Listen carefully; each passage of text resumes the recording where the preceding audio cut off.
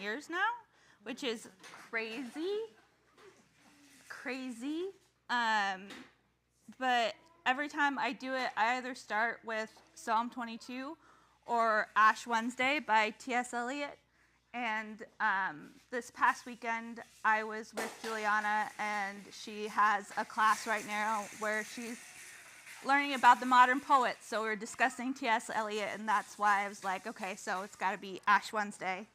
This particular time, I'm not reading the whole thing. It's 4 parts, but I'm going to read part 1.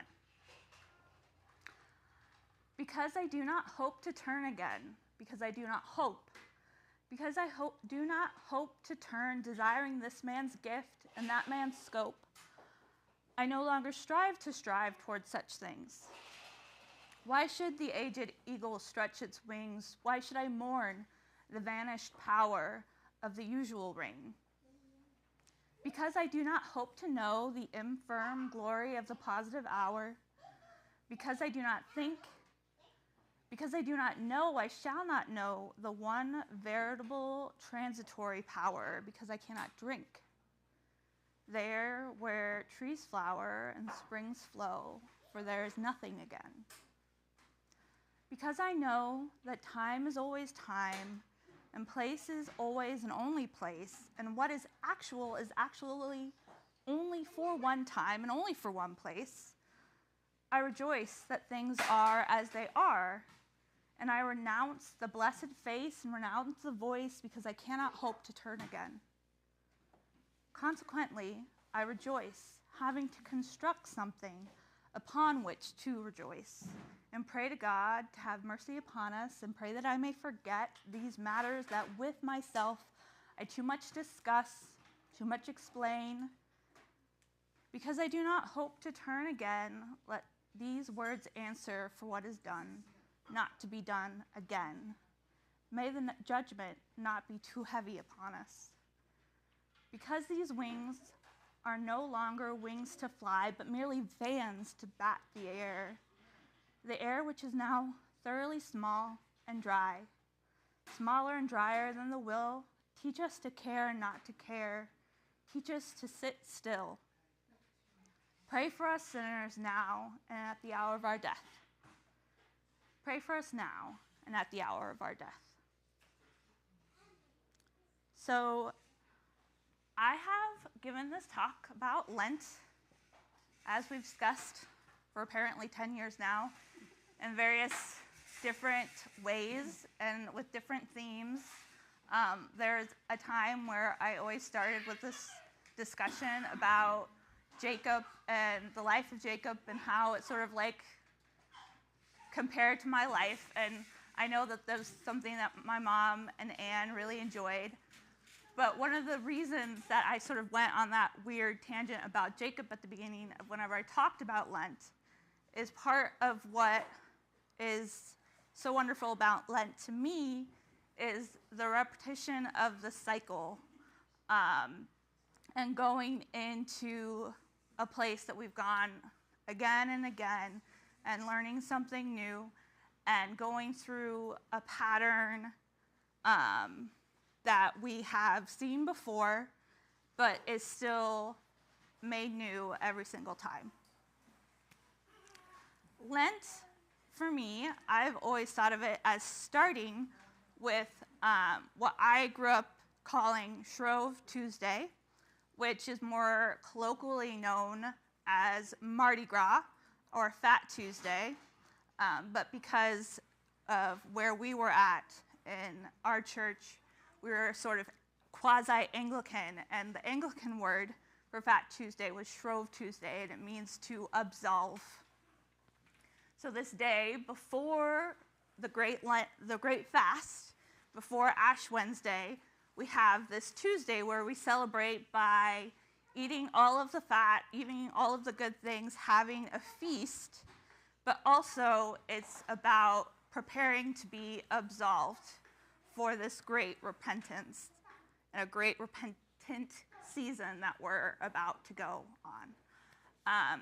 It involved, for us, this big pancake supper, which is why this second Tuesday this year we're having pancakes. I think it's really just about being sugary and fat, but it could be a historical thing with pancakes. We've learned recently that Candlemas was always celebrated with crepes. So I think the whole flatbread situation is part of why it's pancakes traditionally. But please don't quote me on that, because I don't have a site for that particular practice. So we start on Shrove Tuesday, Fat Tuesday, Mardi Gras. Everybody has punchkis in Detroit. We don't like punchkis, but that's okay. Everybody else likes punchkis. And we're very, very happy that you do and that you get to celebrate Fat Tuesday with punchkis. And this year we will be celebrating it with pancakes. Then we have Ash Wednesday. And what's fun about Ash Wednesday this year is that it's also St. Valentine's Day. It's the least attended church service of the liturgical year, just in general. And this is something I learned about from Fleming Rutledge. She spoke about it in one of her Ash Wednesday sermons, and she talked about how it was the least attended church service of the liturgical year across dioceses. Like for Catholics, for Orthodox, for Anglicans, people just don't go to church on Ash Wednesday. I personally think, it's partially because it's in the middle of the week, but it's also, and this is what Fleming was talking about, it's because it is a church service about thinking about death and thinking about all of the hard, difficult, uncomfortable things that are present in our lives, that are things that we're struggling with, that are things that we are battling with outside of ourselves, within ourselves. And it's a remembrance of how we are all coming together to die. That we were made from dust and we will be becoming dust again. That's a difficult thing and it's an uncomfortable thing. And it's also again, another first physical reminder, because one of my favorite things about Lent is that it is a physical religious practice. We are physically partaking in a fast. We are giving up certain foods that we like in order to ground us in our physical bodies, because we aren't only spiritual people, we are also physical beings. It is part of what is unique to our Christian practice, is that we are both physical and spiritual beings, and it is both our physical and our spiritual being that will be resurrected with Christ. And it is that resurrection that we are contemplating throughout the feast, or throughout the Great Fast. That is what we are remembering and contemplating during the season, and it is that dual resurrection that we are hoping towards. It is why Dad has that icon that he gives to everyone and that he loves so much, of Jesus with the bruised face. But it is a resurrected Jesus with the bruised face, because he didn't just come back as this angelic, perfect being. He came back in the body that he had. It had the scars. It had the place where Thomas could put his hand. Those are physical reminders of our religious practice.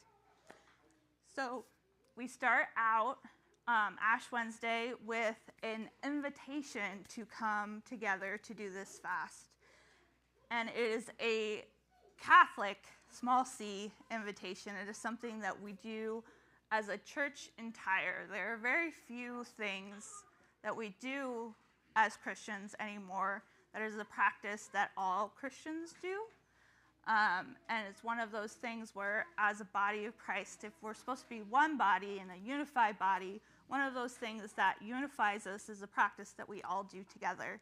And one of the things that we all do together is the Lenten fast. It's a 40-day fast. And again, one of the symbols of why it's 40 days is it's also a callback or a reminder of Jesus's fast, where he goes out into the desert to prepare for his ministry. And he goes out into the desert for 40 days and fasts. And so, like Jesus preparing for his ministry, we also go through a 40-day fast where we are preparing ourselves for Jesus' resurrection, for our own resurrection, for,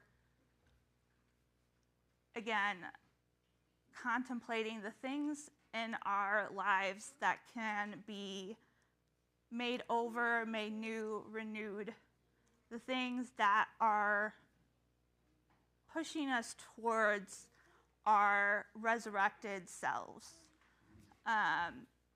One of my favorite C.S. Lewis quotes is he talks about how we've never met any mere mortals because we are all constantly helping each other towards angelic beings or towards demonic beings. So we're either being made greater and better together, or we are also, that hurt that we have, that we can enact on other people is not just like a small thing. It is also it's a harmful thing, because we, not only for ourselves are we making ourselves new and better, we can be both positive and negative forces in other people's lives. So it's a good reminder. In terms of the fast, the other thing that Dad always talks about, and why it's a physical fast, and it's a physical practice, is that the fast is supposed to be food. I know a lot of our sort of modern practice, there's this idea we can fast social media, we can fast TV, we can fast these sort of other worldly distractions. And there's nothing wrong with those practices, and they're good practices. And the idea of a fast is to want to do something, have that be a reminder of the contemplation and the practices that we're doing to remember the resurrection. So it makes sense to do those sort of other outward fasts. But the reason that it is a fast of food is because it's a physical thing that we are doing in our bodies. It's, again, another physical grounding practice. And it is also, again, a global practice, because, again, as a church, we are fasting food. There are no prescriptions about what kinds of food. There are a lot of traditions. The Orthodox Church generally are vegetarian throughout the Lent fast, and sometimes some different portions during the whole fast they'll be vegan as well. So that's a very traditional sort of fast, but people do all kinds of things like give up Friday night pizza night. Catholics have a tradition of no meats on Fridays as another remembrance of the crucifixion and Good Friday. But it's a personal choice. It's not something that anybody can prescribe to you. It's also not something that children are asked to participate of. Though if there's something that they're wanting to do, they can. But it's not something that children are called on, pregnant women are called on, elderly people are called on, or anybody with any kind of medical issue. It's not something that you're ever forced to do or expected to do. But again, one of the things that I've always really enjoyed about it, and which has really helped me in my practice, is the idea of doing a food fast, whatever that food may be. And it's also, again, a good reminder that we fast privately. It's not something that we're supposed to be fasting, out in the world with sackcloth and ashes, and everybody knows that you're fasting, right? Like that's not what we're doing. It is something that we're doing together, but it's not something that you're supposed to be like, this is what I'm doing, and I'm only doing juice, and I also am fasting on Sundays, even though you don't have to fast on Sundays, because Sunday is a feast day, because it is the celebration of the resurrection, and it doesn't count in the 40 days. So if you do actually choose to fast on Sundays, well, you're doing more than 40 days. So never ever feel obligated to include Sunday as a part of your 40-day fast. It's not included in the number of days. So feel free in that regard, and go wild in that way. And I also, one of the things that I've talked about before is I feel like a lot of the things that we do in the liturgical calendar, a lot of them make sense for who we are as humans and how we struggle with things. So I always feel like they're very like God-oriented, that like God would think about the fact that it would be hard to fast for 40 days, and so we get a day off. Because it's never, I would never want somebody to feel like their Lent has been ruined because they haven't, kept their fast as perfectly as they would like to.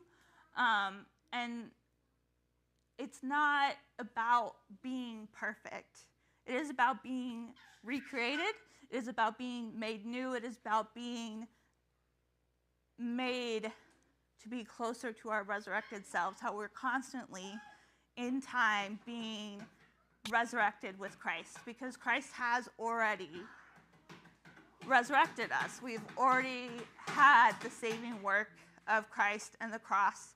This is just a remembrance of that. And in the weird, timey-wimey way of how eternity works, Christ has already done that work in us, and it's something that we're continuing to do together.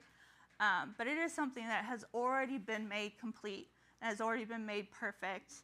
And it's something that we are just on a journey to get to the end of, because we are human and we do live in time. I'm going to stop you for a second. Yeah. So that's one of my favorite things that Rachel talks about, because I think that when she shares this, it's also giving a permission to fail,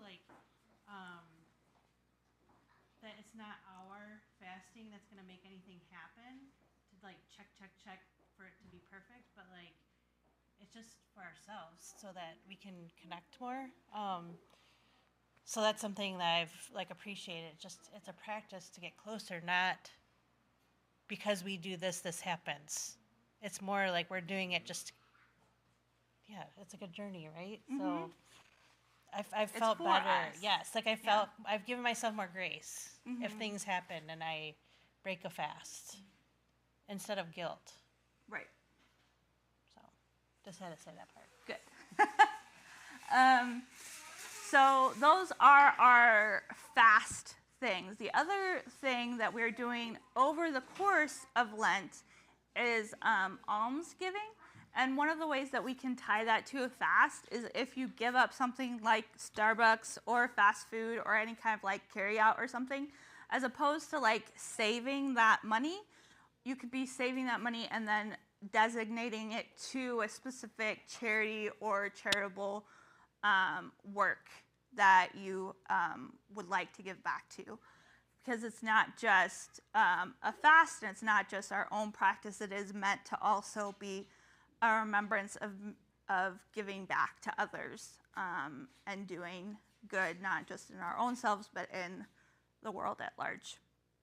So those are the sort of general practices that we are involved in through Lent. Oh, I'm going to go back to Ash Wednesday, though, because I've gone a little bit off track, which is generally what will happen. But one of the other things that I like about Ash Wednesday is that the ashes that are imposed on your forehead are the collected palm fronds from Palm Sunday the previous year. And when I was little, part of our Shrove Tuesday pancake breakfast, or pancake dinner, because it was at night, was we would watch the deacons gather all of the palm fronds and burn them and make the ashes. And I think that that's another really wonderful visual symbol of what our whole process is throughout Lent, that we are being recreated into something else, and that these ashes are made from the palms that were thrown to welcome Jesus into the church or into Jerusalem, and that celebration of his kinghood in Jerusalem. So that's another wonderful sort of liturgical symbol. And that's another sort of reason I think why Anne has had me speak before is that a lot of what I love about Lent are these symbols that I picked up as a child and that have followed me throughout my life and throughout my Christian practice. And one of the things that I really encourage people, and I know that we have all of our little kids here, is that I really encourage people to bring their kids to all of the Lenten services. I know that they seem very quiet, and they are contemplative services. They are kind of dark. They are all dealing with stories and themes that are very dark and scary and uncomfortable. But they're all things that we all experience at different times in our lives that we don't have any control over when a child will first experience those difficult things.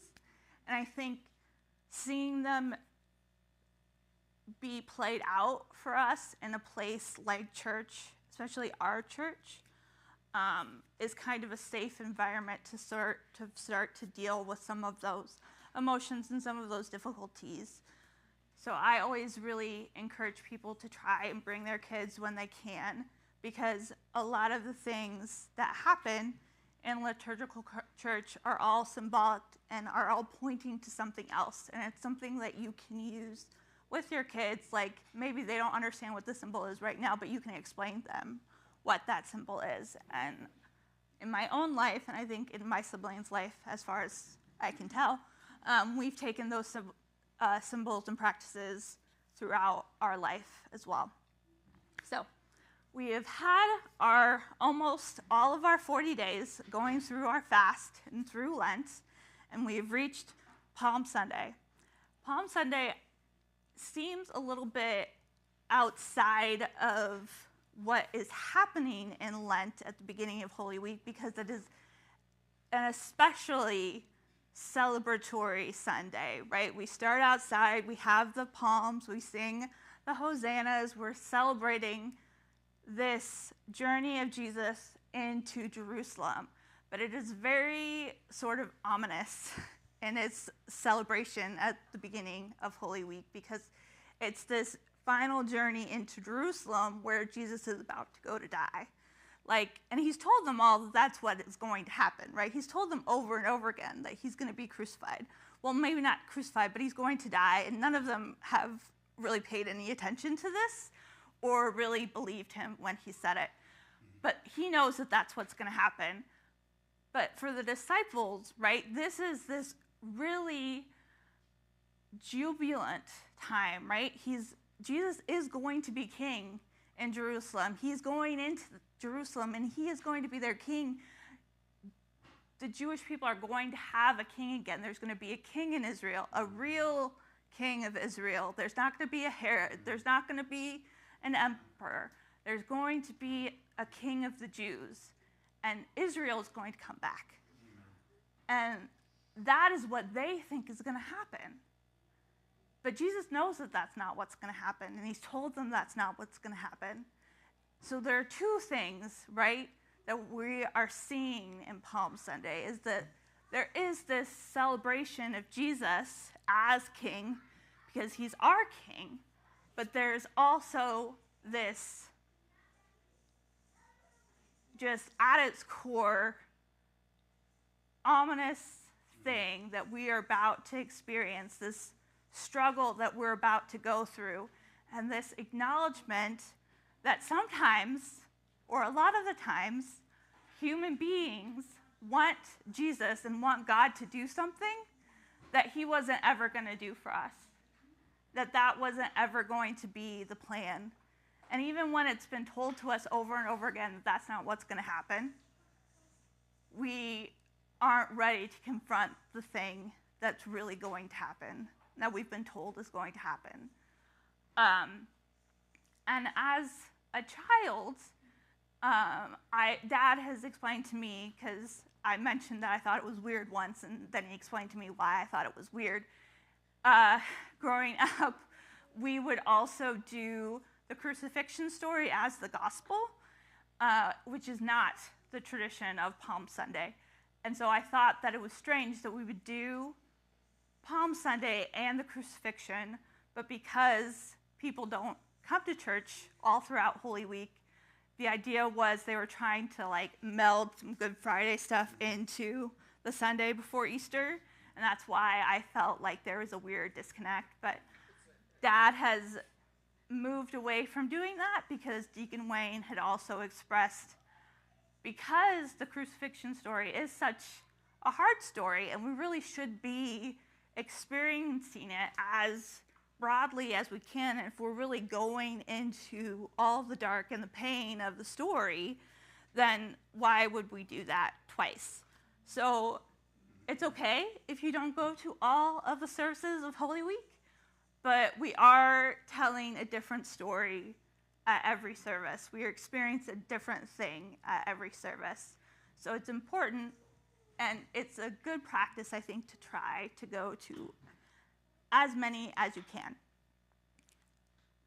Traditionally, there was a Monday, a Holy Monday, a Holy Tuesday, a Holy Wednesday specific service, but luckily for all of us in our modern day lives, that's not something that our practice has continued, but there are specific sort of ancient prayers that have always been done on Holy Monday and Holy Tuesday and Holy Wednesday.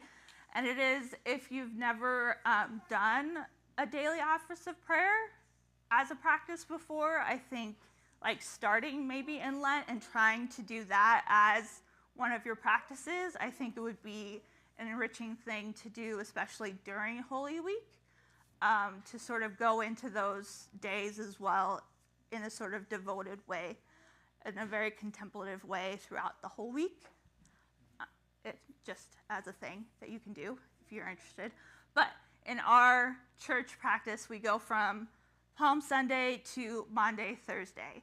And Maundy Thursday is my favorite church service in the whole liturgical year.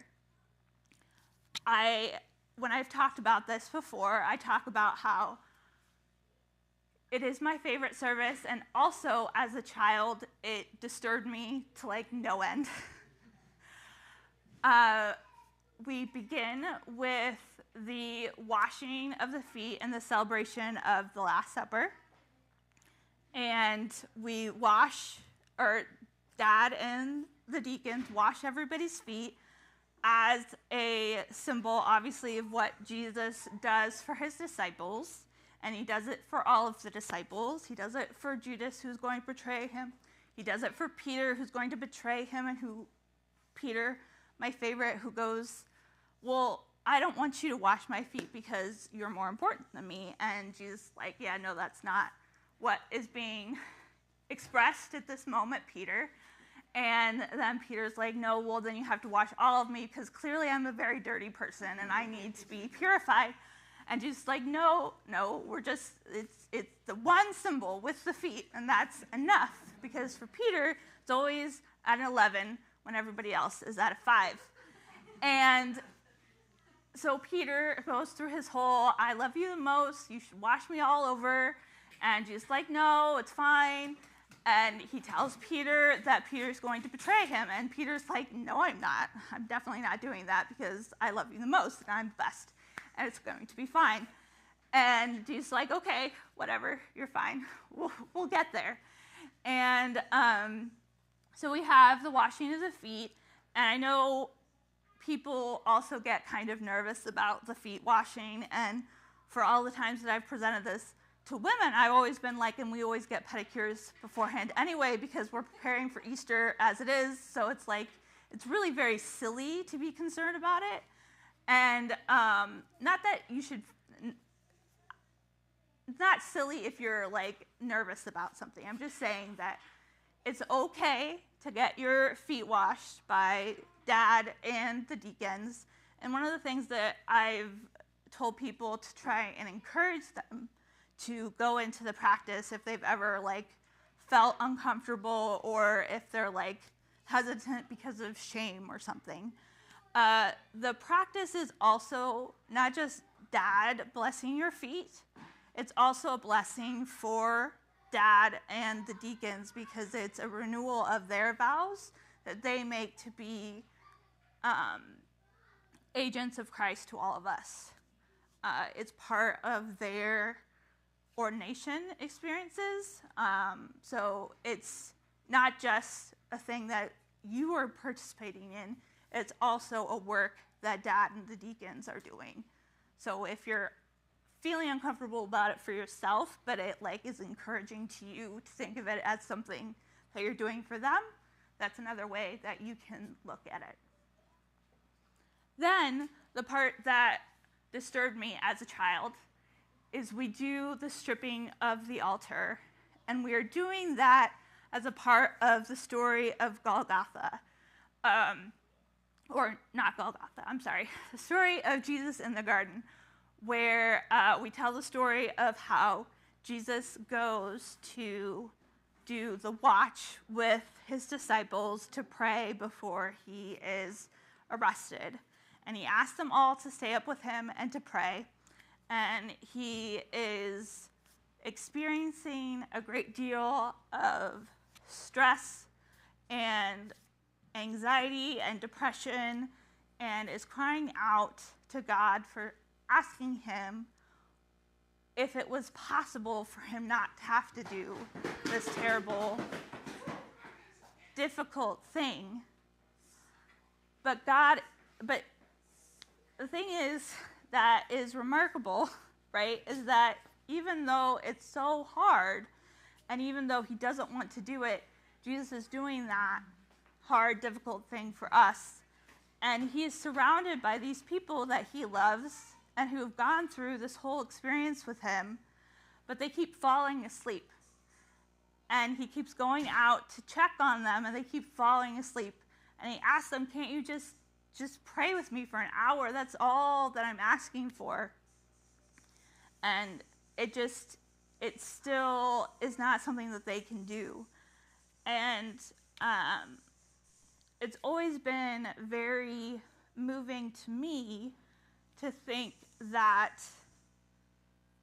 Jesus, experienced such a terrible lowness and such a pit of despair and desperation and pain.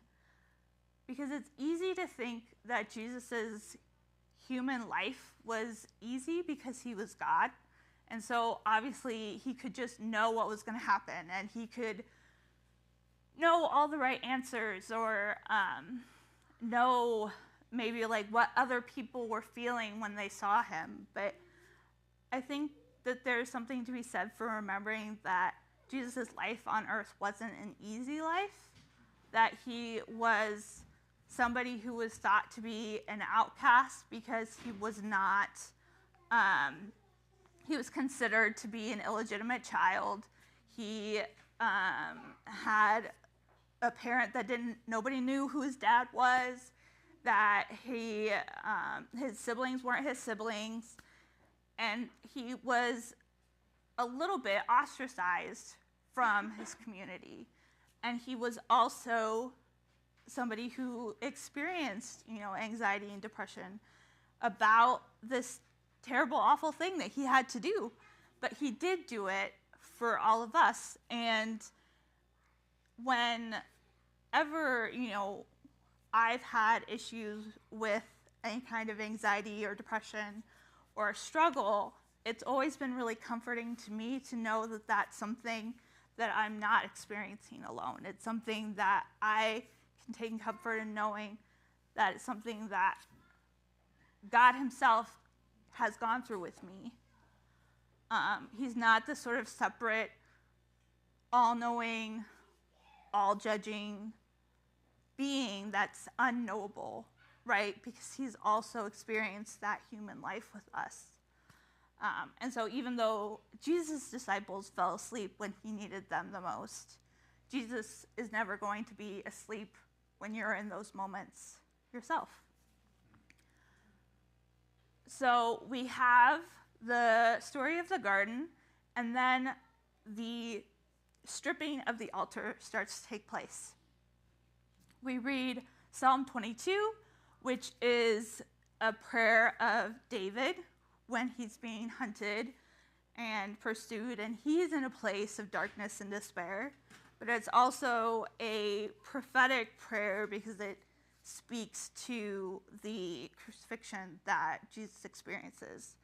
And it's just another instance of the cyclical nature of the Bible and all the things that we see from the Old Testament recreated in the New, and it's why we have both and why it's important, and why the story makes sense. So during the stripping of the altar, we read Psalm 22, and all of the symbols of church are taken away. And it's, again, a symbol of Christ's death and Christ being taken away. And when I was little, I would always be so afraid that something was going to happen to my grandfather when he was performing the Monday, Thursday service, like he would get killed or something, and he would go to hell because God was dead. And so he couldn't go to heaven if Jesus was dead. And I would be very, very concerned throughout the whole service, and it was dark, and it was scary to me. And it continued through the whole weekend until Sunday. I was very concerned that something would happen. And again, I know that was because, I was a child and I didn't totally understand all the things that were happening. And obviously it was just supposed to be a remembrance. It wasn't actually that Jesus died once a year, which is how I was experiencing it. But I don't think that is necessarily a negative thing in terms of bringing your children with you to the Monday, Thursday, and the Good Friday services. I just think that it's another indication that those symbols in church and those stories that we hear over and over again, that they are in fact shaping us even when we don't entirely understand them, or when we're not even directly being told something. It doesn't mean that we aren't picking up on those symbols. It's also another thing that I talk about when I talk about the stripping of the altar for the Maundy Thursday service is if you're unfamiliar with like the liturgical church and all of the very Anglican, Catholic, Orthodox decoration that we have in our very traditional Protestant, non-Catholic little white church that we have right here. For some people, the idea of church is it's not supposed to have all of those pictures, right? It's not supposed to have the pictures of the saints or of Jesus or the golden tabernacle or the candles. All of those things are, in some parts of the Christian church, they're considered like the pagan things, the other things, the things that people are making an idol of, right? And one of the things that I've sort of tried to express to people about what those things mean, one of the things I try to emphasize is that all of those things are a symbol that are pointing us to God and to Jesus and are a part of either the Old Testament story or the New Testament story. And not only are they visual reminders of those stories, it was those visual reminders that were able to be the thing that an illiterate population could experience the Bible through. And I think it's important in this day and age to remember that they were important, that those visual representations of the Bible story were the only connection that a lot of people had with the Bible. It was those visual representations. And so now, obviously, as a more literate society, we can have the Bible itself and we can read all the words and we hear the words, right, in church. But it was an important connection for people who didn't have all of the education and didn't have all of the privileges that the upper classes would have had, that was their connection to the church. And so one of the reformations, right, was trying to bring the Bible to everyone, right, to not have a separation between you and God because you could read the Bible yourself. And that's obviously good and important, and we want that. But that doesn't mean that those visual representations were evil, right? Because they weren't an idol and they weren't God themselves. They were a redirecting to God and a telling of a story in a different way. So if you are like uncomfortable or not understanding exactly, like with the new icons in the back, or if it's something that you're not familiar with, that's something that I think that you could think about in terms of how it's not, anti-Christian to have a picture of Jesus or creation that, you're not familiar with in the church setting. But and you can ask. Yes, that was the other thing. Right.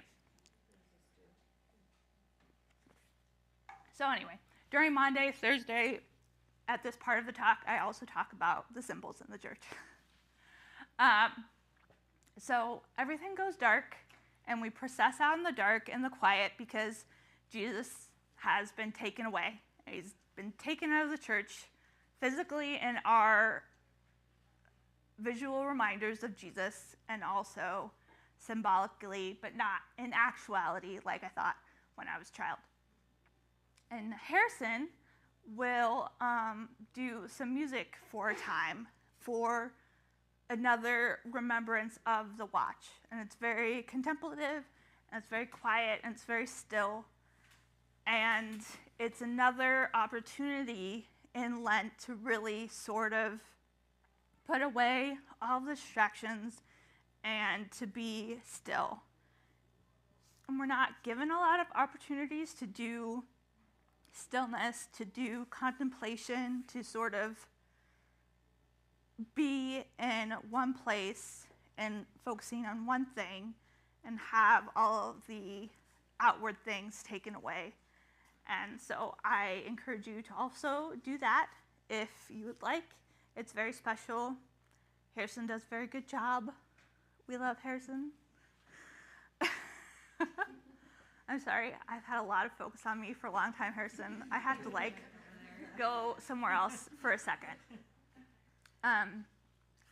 Then we get to Good Friday, and we'll have the Stations of the Cross, which is a very, very old practice, and it comes from this idea that Mary set up stones along the path that Jesus took from Pontius Pilate's palace to Golgotha.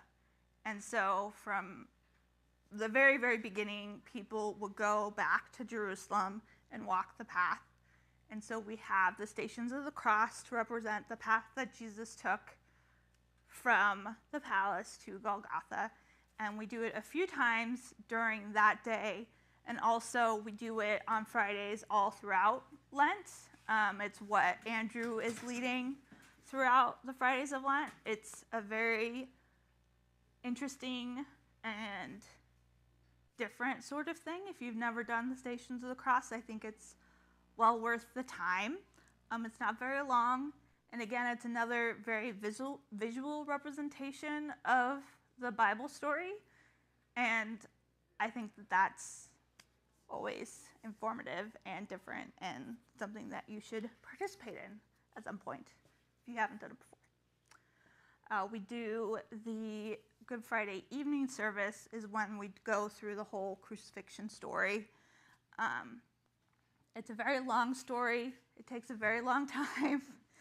All of the Holy Week services are very long. And like I said, they're very contemplative and they're very quiet. And again, I get that's very hard, and it's not the way we sort of TikTok these days. Everything's very quick. It's very bite-sized. It's very, dun da dun da dun da da. So again, I just think that it's really worthwhile to try and enter a different pace. And even if you've gone through all of Lent and you weren't able to keep up with any of your fasts, or you forgot what you were trying to fast and nothing else has gone right, you can start again on Palm Sunday and really go through Holy Week. And I think that it's worthwhile to try, even if nothing else has gone right in the Lent. Which, for instance, my last Lent, I started with a new job.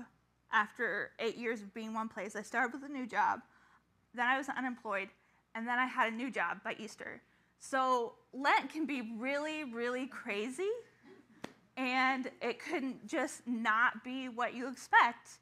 That's okay, and you can enter back into it at any point, which is something Anne talked about too, is that it's not about failure ever, because we all fail. And my favorite person, like we talked about earlier, is Peter, who fails over and over and over again. And once again, in the Good Friday service, we hear about how Peter denies Jesus 3 times and then is just devastated because he did the thing that Jesus told him he was going to do, and he insisted that he was not going to do. Peter was going to be there for Jesus. Peter took a sword, and he was going to kill this person who was trying to arrest Jesus.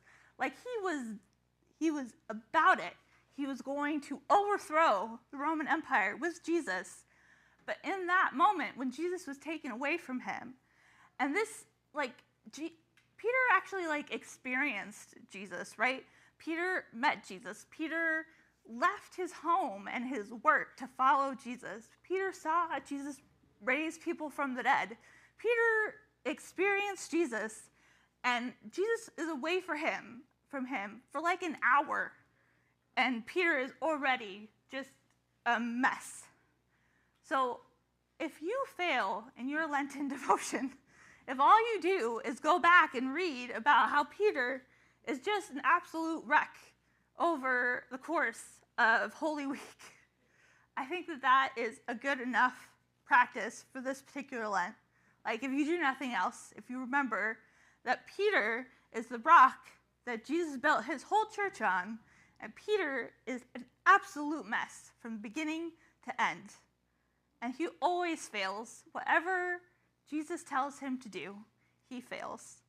But the thing about Peter is that he always tries again. And he's always willing to do the thing that Jesus asked him to do, even though he does usually fail. He is always willing to do it, even when he thinks it's crazy, and even when he first says, no, I'm not going to do that. He does, in fact, still try.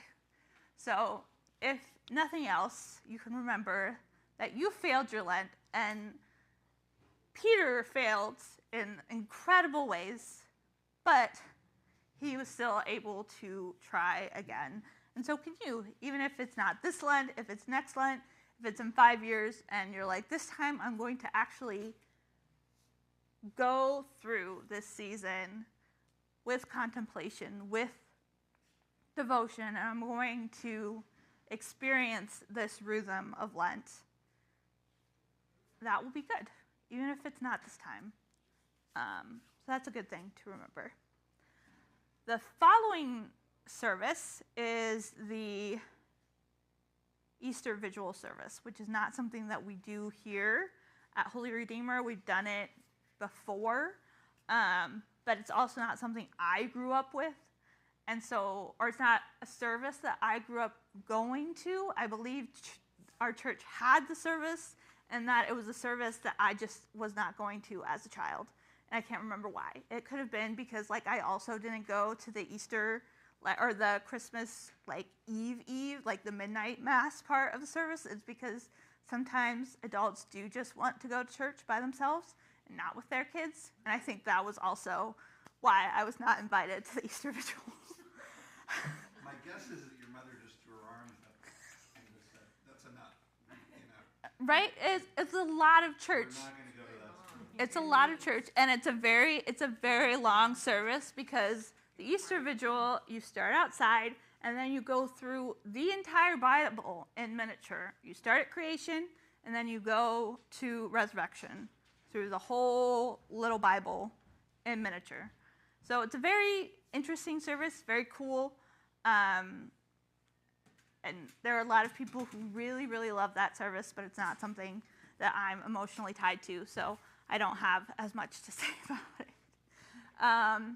But I know at different times Dad has tried to do it, and I think Dad really likes it a lot because when we were in Chicago, we would always go to the Orthodox Easter Vigil service, which is really their kind of Easter Sunday service because they start like at 11:30 at night, and you go until like 3 o'clock in the morning, and then you have a feast at 3 o'clock in the morning. So it's very intense. And you stand up the whole time, and then at the end there are these red dyed Easter eggs, and you have fights. It's a very fun little experience, but it's not something that we necessarily do here, but it is something to know about the Holy Week services. And then we have Easter, and that is loud and has all of the Alleluias over and over and over again. And it's Easter, and it's not Lent anymore. And we are celebrating the resurrection because we've gone through this little miniature experience of rebirth and resurrection with Jesus like we do every year. And whether it's been a perfect Lent or if it's been a Peter Lent, it was your Lent. And just the act of going through it is doing something to you. It's doing something for us as a church, and it's doing something for us as a collective body of Christ in the global church together, because it's something that we do together. And that's Lent.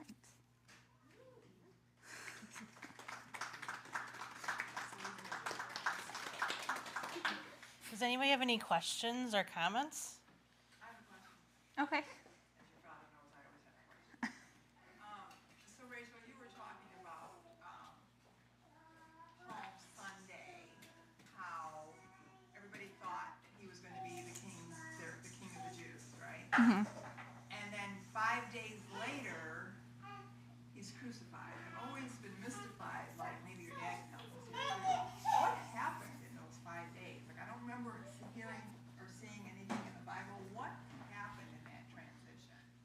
Well, all of the people who saw the idea of Jesus being made King of the Jews were like, we gotta actually nip this in the bud, and we don't want this to happen. Political people, governmental people? Yeah.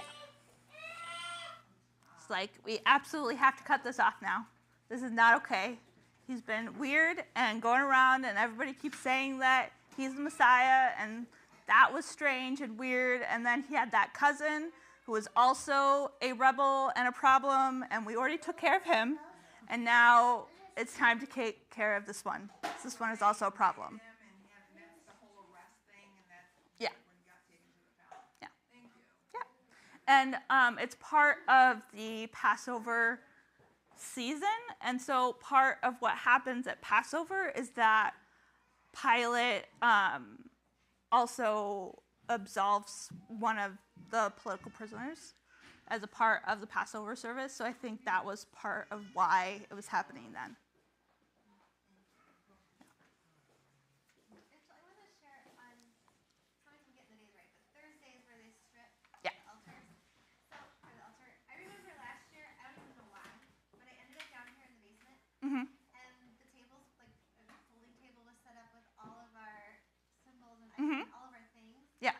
And it looked to me like, you know, when someone dies and you have an estate sale, Uh-huh. and you're like, this doesn't belong here. It's like lost its beauty and meaning. It's just sitting here, you know? And Mm-hmm. I made that connection to casting lots. Mm-hmm. And like Jesus is done, and we're just selling the things. So if you want to add another whole level of it, it was just a really. I remember being really moved by seeing them in the wrong spot. Yeah. Yeah, no, I like that a lot. I don't know how the casting lot story necessarily gets played out in the Holy Week service, besides, that we read it. But that's a very cool connection that I had not thought of before. Very cool. Does this mean I'm not on camera anymore? You're still on camera. Okay, well then never mind. And you look great. Oh, thank you. One comment that we used to talk about when I was a student at Wheaton was to remind all the students before they begin their Lenten fast.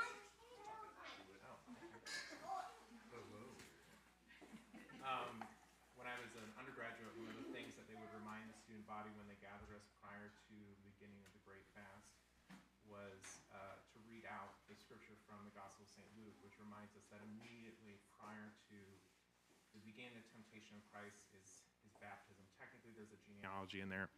But the point being that the last thing Christ does before entering the fast is to hear the Father speak, "This is my beloved child, with whom I am well pleased." And it says that he goes forth into the Jordan wilderness with the power of the Holy Spirit upon him. And that was like a blessing that was done over the students before undertaking what is often kind of done as like a self-torturing experience, but with that reminder. So anyways. That is very cool. I did not experience that in my Wheaton experience, so I am glad that Wheaton has embraced Lent and that experience. That's great. Does anybody else have any questions? Do you have any questions, Abraham? Or Leela? Nope. Okay. So thank you. We have the Lent cheats over there, and I will also be sending out with announcements this week for reference for people. So. And I just want to say, Lent is when together we draw closer to our resurrected self. I went worldwide with that. I'm so proud. I'm so proud of that sentence. I love that sentence. Oh my God. Yay. So, and cut. Yes. And Thank you, Ryan. I'm taking this off now.